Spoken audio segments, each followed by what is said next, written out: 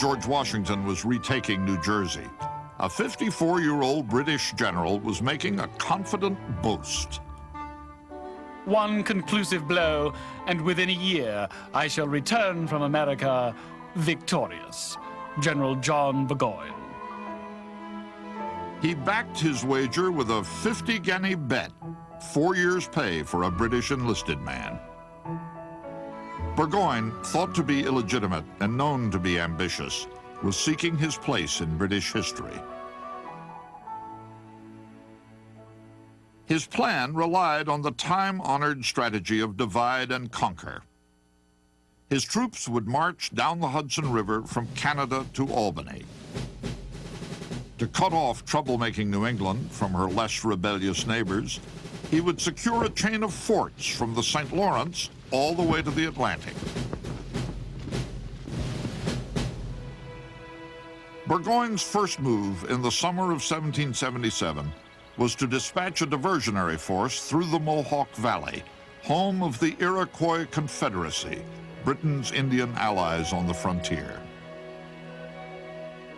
The commander of the mission, Lieutenant Colonel Burgoyne St Leger, had served 20 years in the Canadian wilderness. With his knowledge of the frontier, he covered an impressive 10 miles a day.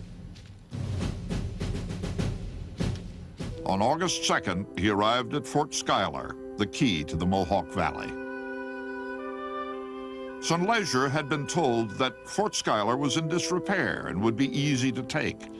Instead, he found it staunchly defended by 750 New York Continentals.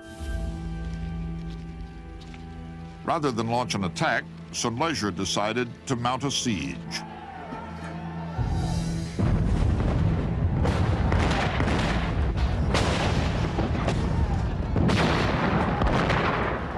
After 3 days of bombardment, the American garrison refused to surrender. By now, scouts had alerted St. Leger that 800 Americans were marching from the east to break the siege. The American reinforcements were led by Brigadier General Nicholas Herkimer of the New York Militia. When Herkimer urged caution in moving against the larger enemy force, his officers were suspicious. Herkimer's brother was fighting with St. Leger. Herkimer had no choice but to resume the march. 6 miles short of Fort Schuyler, the column entered a narrow ravine near a place called Oriskany.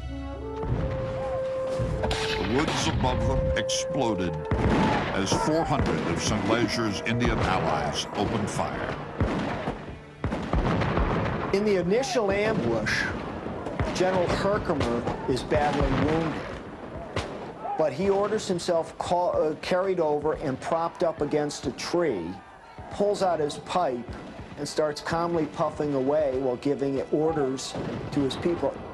It's that example of not panicking, of being calm, cool, and collected that's positive inspiration that keeps the rest of that militia force from disintegrating. They all figure, well, if the boss can do it, I can do it. But the farmers of Herkimer's brigade were no match for the warriors of Indian leader Joseph Brant. The Indians killed one after another of the slow-loading militiamen until the rebels began to fight in pairs, one loading while the other fired.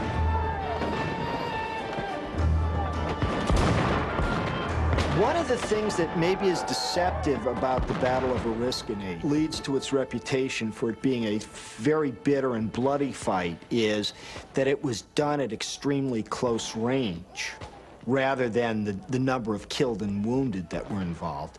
It's that each one of those individual incidents involved hand-to-hand combat, and in the 18th century, hand-to-hand combat is a relatively rare phenomenon. One side or the other will run away before you can get that close.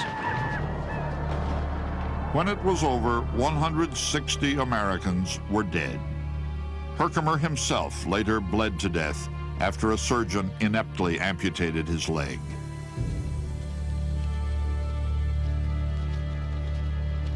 The Indians lost several of their most important chiefs and warriors.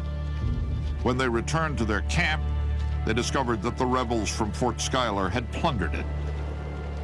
The British had assured their Indian allies of easy battles and the spoils of war. Now they had neither. Hundreds deserted. St Leger, finding himself deserted by his Indians, deemed his situation so hazardous that he decamped in the greatest hurry, leaving his tents with most of his artillery in the field. Thus we have clipped the right wing of General Burgoyne. Dr. James Thatcher. Yet at that moment, Burgoyne was bearing down upon the Hudson Valley with a splendid force, still intent on winning his wager to crush the rebellion. The army embarks to approach the enemy. We are to contend for the king and vindicate the law.